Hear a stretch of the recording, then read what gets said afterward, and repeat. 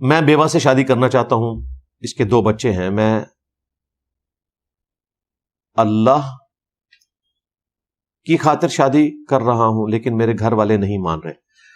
مہربانی کریں آپ اللہ کی خاطر شادی بعد میں دیکھیں، پہلے یہ دیکھیں کہ یہ نہ ہو کہ یہ نیکی کا جذبہ تو اس وقت چڑھا ہے، بعد میں نیکی گلے نہ آپ کے پڑ دے۔